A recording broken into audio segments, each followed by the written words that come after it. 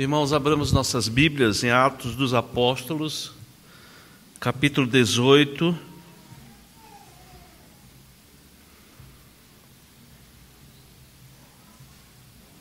E eu peço a atenção dos irmãos para a leitura que farei dos versículos 18 a 23.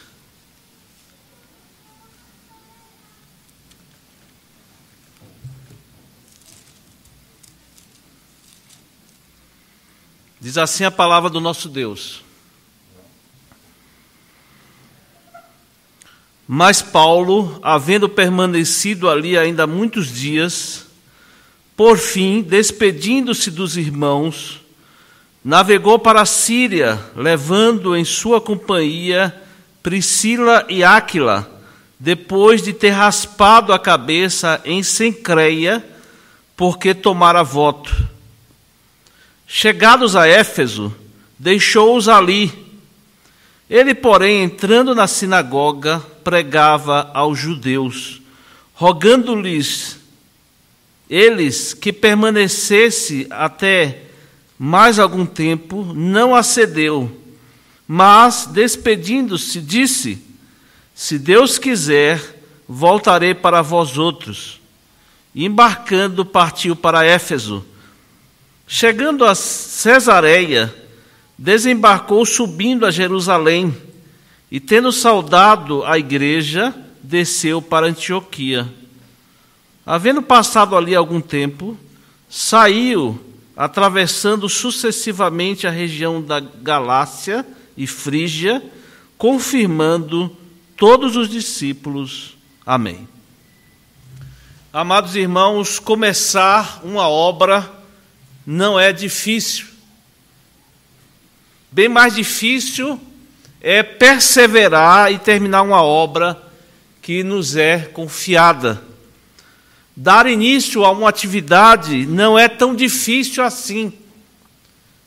Mas dar continuidade, enfrentando problemas, dificuldades, barreiras, e levá-la a bom termo, chegando ao final, requer de nós perseverança, determinação, e muitos que começam uma obra não a completam. E a passagem que temos diante de nós é um exemplo dessa obra completada, dessa obra finalizada. A passagem que nós lemos relata o final da segunda viagem missionária e o início da terceira e última viagem, onde Paulo será preso em Roma, onde também anunciaria o evangelho naquela cidade importante do Império Romano. Nós vimos na nossa última oportunidade, estudando esse livro de Atos dos Apóstolos, que Lucas, o autor inspirado desse livro, grande escritor, grande historiador, em cada cidade pela qual ele passava, ele sempre procura enfatizar alguma coisa durante as viagens missionárias. E nós vimos que em Corinto, de onde nós estamos saindo agora, juntamente com Paulo, nós vimos como Lucas enfatiza o mensageiro. Ele enfatiza a luta que Paulo enfrentou quando chegou em Corinto, com todo aquele histórico de perseguição. Chegou ali também muito decepcionado pela reação negativa dos atenienses com relação à pregação da palavra. Ele viu ali em Atenas idolatria reinando naquele lugar. E Paulo, além disso, estava sozinho, sem os seus companheiros, tendo que trabalhar para se sustentar. E também, irmãos, nós vimos que pela misericórdia de Deus, como ele foi consolado por Áquila e Priscila, depois também com a chegada de Timóteo e Silas, e com isso ele pôde se dedicar integralmente à pregação do Evangelho, além daquela visão encorajadora que Paulo teve quando o Senhor Jesus aparece a ele dizendo para que ele não temesse, pelo contrário, que ele continuasse falando, que ele continuasse pregando o Evangelho, porque o Senhor estaria com ele, que ninguém o faria mal e que Deus tinha muito povo na cidade de Corinto. E vimos que Paulo, irmãos, permaneceu 1 ano e 6 meses naquela cidade, pregando o Evangelho e ensinando também a palavra de Deus. Agora, irmãos, na passagem que nós lemos, temos um relato resumido do final dessa segunda viagem missionária e também o início da terceira viagem missionária do apóstolo Paulo e de sua equipe missionária. Eu quero chamar a atenção dos irmãos, os dados, as informações que Lucas nos dá desse breve relato. Lucas faz aqui de forma bem sucinta um relato desse final da segunda viagem missionária. Veja aqui no versículo 18, temos uma breve menção da sua partida de Corinto, e por alguma razão ali Paulo deu como concluída a sua missão ali naquele local, e a sua intenção, irmãos, era voltar à base missionária, a base onde eles haviam sido consagrados a essa missão de pregar o Evangelho em outros lugares. A base que se situava em Antioquia, os irmãos podem ver lá no capítulo 13, quando aquela cidade, aquela igreja cheia de mestres, profetas, uma igreja abençoada, uma igreja que estava já desenvolvida, eles então encaminham Paulo e Barnabé para o início da primeira viagem missionária. Ali era a base onde Paulo sempre voltava para dar o seu relatório com relação às missões. Lucas registra que Paulo leva com ele os companheiros que ele havia se associado lá em Corinto, que haviam sido muito úteis a ele naquele momento, quando ele chegou sem recursos, e juntamente com aquele casal, Paulo pôde trabalhar e se sustentar durante aquele período. Paulo, inclusive, vai mencionar nas suas cartas como eles foram úteis no seu ministério, no ministério da pregação da palavra.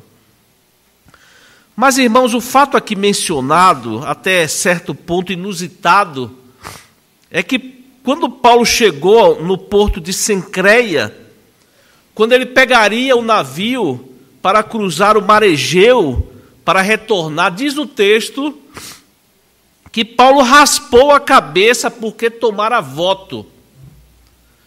Essa menção para nós traz alguma dificuldade na compreensão desse texto, porque na realidade o que o apóstolo Paulo fez, certamente, quase certamente, ele tinha completado o voto de Nazireu.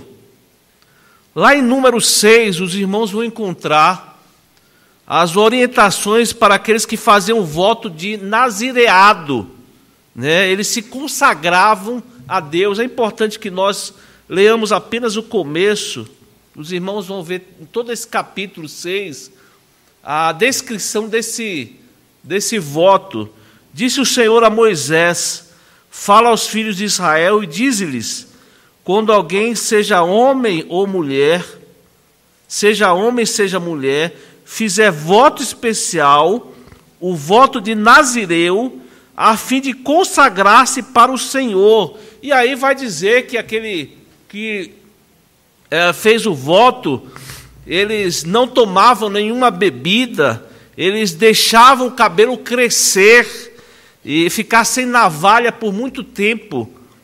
E até quando eles raspavam a cabeça, quando eles iam até Jerusalém para oferecer ali sacrifícios. É o chamado, então, voto de Nazireu.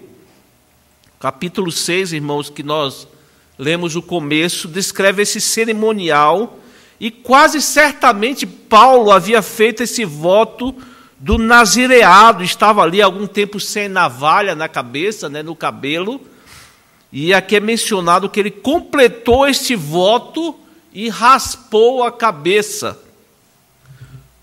problema aqui, irmãos, é por que Paulo fez isso, né? Logo o apóstolo Paulo, que nós já consideramos no capítulo 15, né, ele foi contra aquela controvérsia judaizante, já que nós não estamos mais na antiga dispensação, ainda mais Paulo, né, irmãos, que lutava contra essas exigências, como nós vemos lá na carta aos Gálatas, né, que o apóstolo Paulo é muito duro com relação a essas coisas. E a resposta, irmãos, que nós temos é que Paulo, ele não fez isso por exigência dele próprio. O apóstolo Paulo quase certamente fez isso por causa dos judeus. Lá em 1 Coríntios 9, 19 a 20, eu vou ler para os irmãos, nós encontramos a chave, nós encontramos a resposta para a interpretação dessas observâncias que Paulo cumpriu. Ainda é importante que nós entendamos, irmãos, nós estamos nessa transição, né, da antiga dispensação e a dispensação da graça, na qual nós vivemos nos dias de hoje. E Paulo, então, ele cumpre aquele voto, e quando ele escreve à igreja de Corinto, no capítulo 9, 19 e 20, nós podemos ver a resposta, a chave para entender essa ação do apóstolo Paulo, quando ele diz: porque, sendo livre de todos, fiz-me escravo de todos, a fim de ganhar o maior número possível. Procedi para com os judeus como judeu, a fim de ganhar os judeus. Para os que vivem sob o regime da lei, como se eu mesmo assim vivesse, para ganhar os que vivem debaixo da lei, embora não esteja eu debaixo da lei. Esse é um texto que é uma chave, é uma resposta para essa ação do apóstolo Paulo, cumprindo o voto de nazireado, né, descrito aqui pelo historiador Lucas. Calvino, irmãos, confirma essa afirmação, ele tem essa mesma base quando ele diz o seguinte: Paulo fez isso por causa dos judeus, para os quais ele estava indo. Ele não fez nenhum voto cerimonial por si próprio, pois Paulo sabia que o seu Deus havia ordenado como cerimonial no Antigo Testamento era para o povo da época. E nós sabemos quão diligentemente Paulo ensinava que o reino de Deus não consiste desses elementos exteriores, e o quanto ele exortou acerca da abrogação, ou seja, do desuso desses elementos. E quando ele raspou a cabeça apenas por causa dos judeus, os quais eram ainda ignorantes, ele mesmo afirma voluntariamente que observava a lei da qual havia sido liberto, a fim de ganhar os que estavam debaixo da lei. Então, tantos versículos na carta aos Coríntios, como essa argumentação de Calvino, eles explicam muito bem a razão pela qual Paulo havia deixado por um tempo o cabelo crescer, e em Cencreia, antes de partir para Jerusalém, sabendo que visitaria a igreja ali, sabendo de todos os problemas que havia a respeito do judaísmo, Paulo faz como se ainda estivesse debaixo da lei, debaixo do regime da lei, mesmo não estando. Ele olhava com esse propósito, irmão, chegar em Jerusalém e ganhar aqueles judeus para Cristo, pregando o evangelho, anunciando que o Messias é Jesus Cristo. É isso que ele fazia quando ele chegava nas sinagogas, quando ele chegava diante dos judeus. Então, irmãos, são esses os dados sobre a partida de Paulo de Corinto. Vejam que dos versículos 19 a 21, Lucas registra muito brevemente a passagem de Paulo pela cidade de Éfeso. Os irmãos lembram que no início da segunda viagem missionária, Paulo tinha intenção de ir até Éfeso. Ele tinha como plano ir até aquela cidade, aquela grande cidade de Éfeso, pregar o evangelho, mas ele foi impedido pelo Espírito Santo e foi conduzido então para Troade. Os irmãos lembram, onde ele teve aquela visão do varão macedônio, né, clamando para que ele fosse até aquela cidade e falar de Cristo Jesus. E é o que tudo indica, irmãos, Paulo estava tensionando, planejando completar a sua segunda viagem e fazia parte do seu plano, então, passar na cidade de Éfeso, aquela importante capital da província da Ásia, hoje Ásia Menor. Paulo, então, passou algum tempo ali em Éfeso, e Lucas registra aqui nessa passagem 3 coisas interessantes aqui, irmãos. A primeira coisa é que ele deixou Áquila e Priscila. Provavelmente Paulo já estava ali estabelecendo uma base. Provavelmente ele já estava disposto a voltar àquela cidade para pregar o evangelho. E ele deixa ali Áquila e Priscila. E realmente, irmãos, quando ele retornou lá a Éfeso, onde Paulo passou o maior tempo com relação às outras cidades pregando o evangelho. Lucas também, irmãos, registra aquilo que é de mais importante para ser mencionado aqui. Mesmo de passagem por aquela cidade, irmãos, Paulo não deixou de anunciar o evangelho. Está aí no versículo 19, né? Ele nunca deixava de fazer isso. Onde quer que ele fosse, Paulo sempre era a sua prioridade, irmãos, era seu objetivo maior. Onde quer que ele passasse, nas cidades por onde ele passava, ele pregava o evangelho. E a terceira coisa que Lucas registra também é que Paulo foi convidado a ficar ali, né? Os irmãos podem ver aí muitas... Paulo, veja no versículo 20, rogando-lhe eles que permanecesse ali mais algum tempo, mas Paulo não aceitou. Às vezes nós imaginamos, né, lugares onde as portas são abertas para que o evangelho seja pregado, portas são abertas para que desenvolva ali um trabalho missionário, mas às vezes, irmãos, apesar do convite daqueles irmãos, não era vontade de Deus. Não era vontade de Deus. Paulo tinha isso na sua mente. Aqui nós vemos uma porta para pregar o evangelho na cidade de Éfeso, aquela cidade enorme, aquela cidade importante, mas ele não permaneceu ali. Havia uma missão a ser concluída. Paulo colocou na sua mente, no seu coração, sabia que era vontade de Deus concluir aquela missão.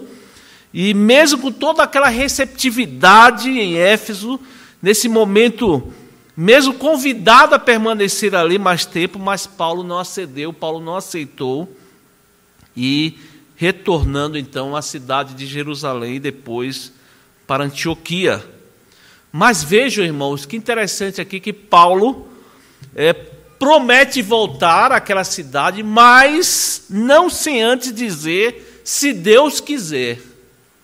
Se Deus quiser, se Deus permitir, né?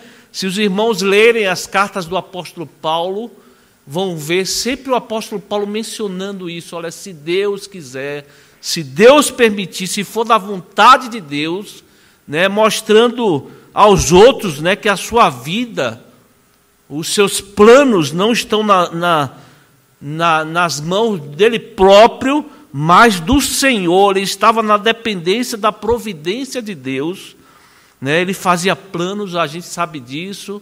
Paulo prescrutava, recrutava ajudantes, ele era diligente no anúncio do evangelho, mas ele tinha plena consciência, irmãos, ele tinha plena consciência que ele ia e voltava se Deus permitisse, se Deus quisesse.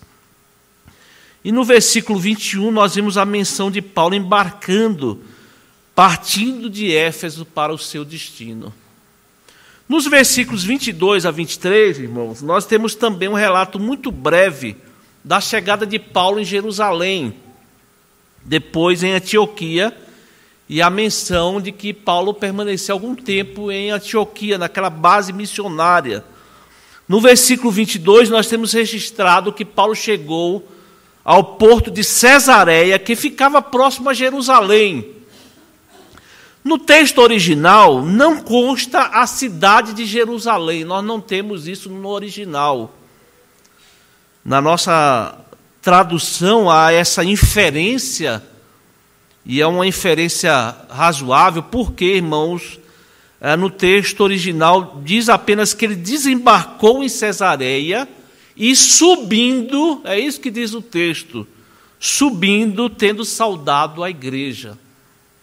Os irmãos, esse termo subindo, de acordo com como nós vemos na Bíblia, sempre se refere a Jerusalém, irmãos. Aliás, esse é um termo ainda muito usado pelos judeus. Sempre que os judeus disserem só, vamos subir, significa ir para Jerusalém, não somente pela sua situação geográfica, situada num monte elevado, mas também pela sua importância religiosa, né? A cidade de Jerusalém, onde os irmãos vão ver que os judeus ainda usam esse termo, onde quer que eles estejam, eles vão dizer, vamos subir para Jerusalém. Né? Ainda diz uma certa, de forma cômica, que diz que se o judeu estiver na lua, ele vai dizer, vamos subir para Jerusalém. Esse é o termo que eles usam. Então, aqueles que fizeram a tradução, fizeram de maneira correta, dizendo que Paulo, então, se dirigiu para Jerusalém, cumpriu os seus votos, quase certamente ele cumpriu os seus votos de nazireado, né? Esse testemunho de que realizava os cerimoniais judaicos com o propósito de ganhar os judeus. Então, no versículo 22, nós temos o registro que depois de provavelmente ter cumprido os sacrifícios, ele foi então para Antioquia, para a cidade de Antioquia. E diz o texto, irmãos, que ele passou ali algum tempo. E quase não é nos dito alguma coisa, irmãos, sobre essa estada, esse momento em que Paulo esteve em Antioquia, como eu disse, na base missionária, de onde eles haviam sido enviados por aquela igreja. Mas nós sabemos, irmãos, que é costume de Lucas não repetir coisas que já haviam acontecido em outras ocasiões. No caso aqui, esse retorno a Antioquia, Lucas já havia registrado no final da sua primeira viagem missionária. O que nos leva a concluir, irmãos, que o que aconteceu foi a mesma coisa da vez anterior, ou as circunstâncias semelhantes à vez anterior. Como é que foi a primeira vez? Está lá registrado no capítulo 14, 24 a 28, que diz: atravessando a Pisídia, dirigiram-se a Panfilha, e tendo anunciado a palavra em Perge, desceram a Atália e dali navegaram para Antioquia, né, como eu disse, que é a base missionária, onde tinham sido recomendados a graça de Deus para a obra que haviam já cumprido. Ali chegados, reunida a igreja, relataram, ou seja, eles deram um relatório, irmãos, eles disseram tudo aquilo que havia acontecido, na viagem missionária, eles deram um relatório da missão, como diz na palavra de Deus aí, relataram quantas coisas fizera Deus com eles e como abrira aos gentios a porta da fé, e permaneceram não pouco tempo com os discípulos.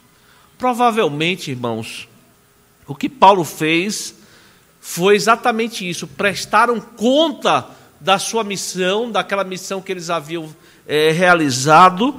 Afinal, eles haviam sido enviados por essa igreja, e nada mais justo prestar conta a essa igreja, né? Eles eram sustentados, eles foram enviados com recursos, com estrutura para as missões, e nada mais justo, quando voltasse àquela base, eles prestarem conta àquela igreja.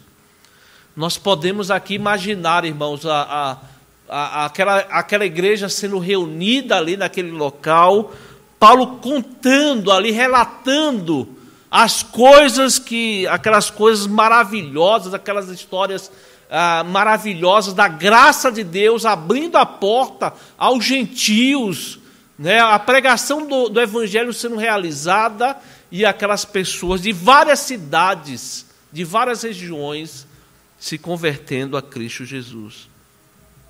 Mas vejam, irmãos, que depois de tantas atividades, né, tantas perseguições, tantas chicotadas, né, apedrejamento, Paulo, ele merecia um descanso. E foi exatamente isso que aconteceu, é isso que Lucas registra. Paulo passa algum tempo com os irmãos ali, provavelmente no período do inverno, né, quando o tempo quando o tempo se mostrou propício, Paulo, então, nós vemos quando o registro aqui feito por Lucas, na metade do versículo 22, havendo passado ali algum tempo, ali naquela base missionária, descansando, provavelmente no período de muito frio, saiu atravessando sucessivamente a região da Galácia e Frígia, confirmando todos os discípulos, ou seja, animando, incentivando, ali dando suporte para aquelas igrejas que haviam sido estabelecidas durante tanto a primeira viagem missionária como a segunda, Paulo voltando àquelas igrejas, confirmando os discípulos, apoiando aqueles discípulos naquelas igrejas onde eles haviam formado, onde haviam sido estruturadas. Então Lucas vai trazer Paulo de volta a Éfeso, né, onde o evangelho seria anunciado. Veja aí no versículo 23, havendo passado ali algum tempo, saiu, atravessando sucessivamente a região da Galácia e Frígia, confirmando todos os discípulos. E a partir do versículo 24, nós vamos ver Lucas, então, registrando a volta de Paulo a Éfeso, onde o evangelho seria anunciado, onde Paulo ensinaria a palavra de Deus, o que será a base para a nossa próxima exposição, estudo, se Deus permitir, se Deus quiser. Irmãos, diante dessa exposição desses versículos, eu gostaria de trazer algumas aplicações para a nossa vida, algumas lições com base nesses versículos que nós acabamos de considerar. A primeira lição diz respeito à importância, apesar das dificuldades, irmãos, apesar das das barreiras que surgem à nossa frente, a importância de nós completarmos as missões que a nós são confiadas. Todos nós, irmãos, a todo instante, recebemos das mãos de Deus missões, né? Nós recebemos projetos, nós recebemos coisas a serem realizadas. E muitas vezes, irmãos, nós ali começamos, como eu afirmei, muitas vezes é fácil, mas é necessário, irmãos, que nós perseveremos. É necessário que nós fiquemos firmes para que nós completemos as missões que nos são dadas por Deus, que a nós são confiadas. Vejam que Paulo, ele nos dá aqui o exemplo de perseverança, de abnegação. Paulo, a todo instante, juntamente com a sua equipe, mas principalmente ele, a todo instante era submetido a perseguição, apedrejamento, a chicotadas, mas Paulo perseverava, irmãos. Paulo, ele continuava a cumprir a sua missão e ele a completou, né? Mais uma vez completou a sua missão pela graça de Deus, e Paulo nos dá o exemplo, né, nas duas vezes, tanto a primeira como a segunda viagem missionária, completadas por causa da abnegação, por causa da perseverança, por causa da graça de Deus sobre a vida daqueles irmãos. Outra lição importante para as nossas vidas é com relação essa nova dispensação do Evangelho com relação a práticas que eram feitas na antiga dispensação, mas não são mais próprias para os dias de hoje. Hoje a gente vê igrejas aí trazendo de volta Templo de Salomão, o quipar, aquelas roupas cerimoniais que não cabem mais nos dias de hoje, irmãos. Hoje vivemos nessa dispensação da graça. Paulo, naquele momento, ele vivia numa época de transição. Era a passagem daquele período onde o povo de Deus era formado por aquela raça, por aquele povo judeu. Mas, irmãos, agora nós sabemos que o Evangelho ele é proclamado para todas as nações. Não importa a nacionalidade, não importa o lugar. Todos aqueles que confiam, todos aqueles que creem em Jesus Cristo como Senhor e Salvador das suas vidas, eles fazem parte do povo de Deus, da família de Deus. Ali foi um momento de transição, como eu disse. Os irmãos lembram, inclusive, que no capítulo 15, Paulo foi aquele que deu um embate contra aquela controvérsia judaizante.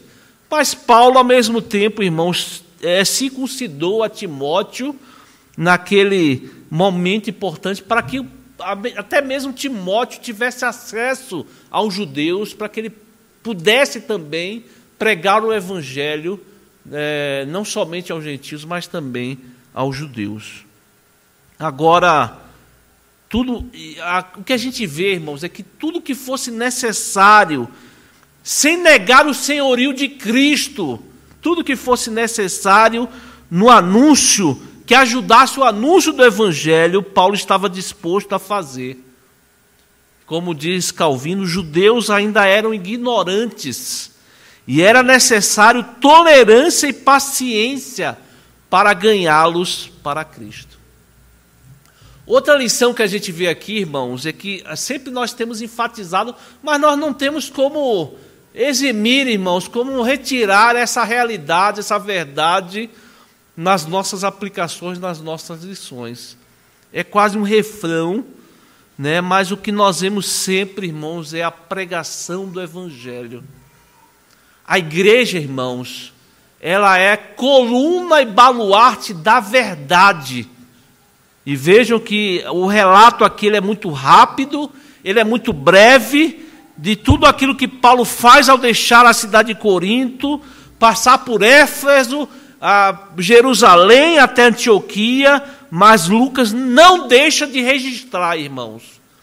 Paulo pregava nas sinagogas. Era isso que eles faziam, pregavam o Evangelho de Cristo Jesus. E a última lição para as nossas vidas, irmãos, é o nosso dever de nós expressarmos em palavras, para a lembrança nossa e de todos aqueles que estão ao nosso redor, irmãos, da nossa dependência de Deus. Nós dependemos de Deus, irmãos. Veja que nós não somos senhores da nossa vida. A nossa vida não está nas nossas mãos. A Bíblia não condena que nós façamos planos. A Bíblia não condena que nós pensemos no amanhã, planejando, pensando. Mas, irmãos, nós não podemos ser arrogantes. Nós não podemos ser presunçosos ao ponto de nós esquecermos que a nossa vida não está nas nossas mãos. Que o cumprimento dos nossos planos não dependem de nós, mas, irmãos, dependem do Senhor da nossa vida. E é um costume muito salutar, irmãos, para que nós façamos isso a todo instante, que nós lembremos de enfatizar isso, que se Deus quiser, nós faremos isso ou aquilo, que é, se for da vontade de Deus. E como é fácil, irmãos, nós nos esquecermos disso e traçar a nossa vida, nossos planos. Às vezes dizemos, olha, se no ano que vem se vou fazer aquilo, eu vou ter aquilo, porque nós não sabemos, irmãos, nem O que é que vai acontecer conosco no final desse dia? Nós não sabemos o que vai acontecer amanhã, daqui uma semana, muito menos daqui um ano.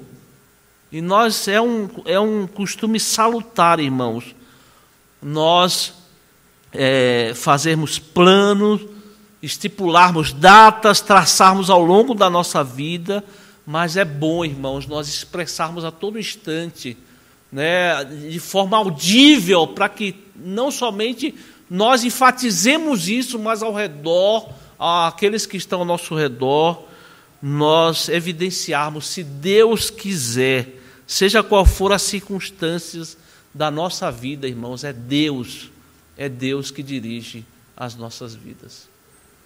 Que Deus nos abençoe, irmãos. Amém.